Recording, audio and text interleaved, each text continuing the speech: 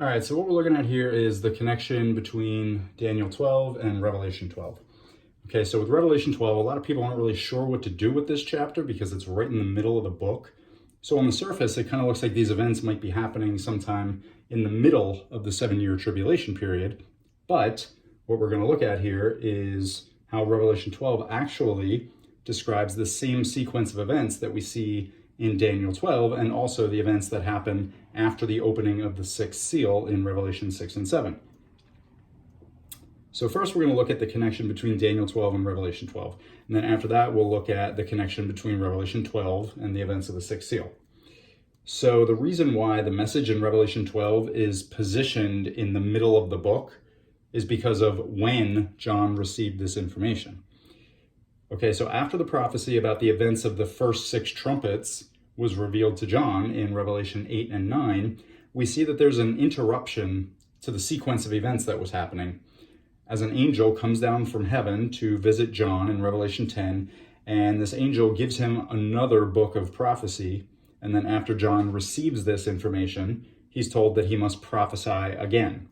Okay, so basically John was informed that he was going to have to share more prophetic information about some other things that also needed to be explained, things that are going to happen during that same period of time when the day of the Lord comes and the resurrection happens, and then a period of 3.5 years follows afterwards. Okay, so let's take a look at the connection here between Daniel 12 and Revelation 12. So in Daniel 12:1, we see that Michael is going to stand up for the children of Israel. Well, that's not working. Okay, so Michael stands up for the children of Israel in Daniel 12:1, meaning he's going to be defending the children of Israel in some way in the spiritual realm.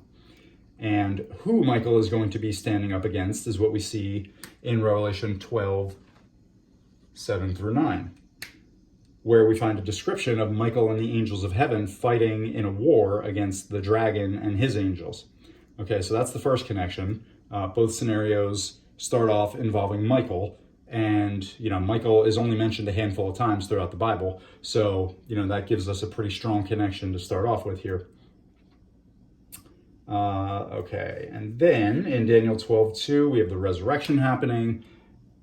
And also in Revelation 12:10 and 11, we have a description of the resurrection happening in association with these events involving Michael, as John hears a loud voice in heaven proclaiming, "Now is come salvation and strength and the kingdom of our God and the power of his Christ, for the accuser of our brethren is cast down, and they overcame him by the blood of the Lamb and by the word of their testimony, and they loved not their lives unto the death." So Daniel 12, Michael stands up for the children of Israel as the commander of the army of angels in heaven, and then at that same time is when the resurrection happens. And then in Revelation 12:7-12, we have those same 2 events also happening in the same scenario. Michael and his army of angels are at war against the enemy in heaven, verses 7-9, and then immediately afterwards, in verses 10 and 11, we see the announcement of the resurrection happening in heaven. Okay, and then the third connection here is that immediately after the announcement of the resurrection in Revelation 12, we see that a time of great trouble is coming to the earth, as the loud voice in heaven says in verse 12, "Woe to the inhabitants of the earth and of the sea, for the devil is come down unto you having great wrath, because he knoweth that he hath but a short time." And this, of course, matches what we see in Daniel 12:1, involving a time of great trouble coming to the earth at the same time when this scenario involving Michael occurs, and also the time of the resurrection. Okay, so we have a time of great trouble, we have the resurrection, we have Michael involved in both scenarios. Michael standing up for the children of Israel. What that means is he is defending them in the spiritual realm against the dragon and his angels.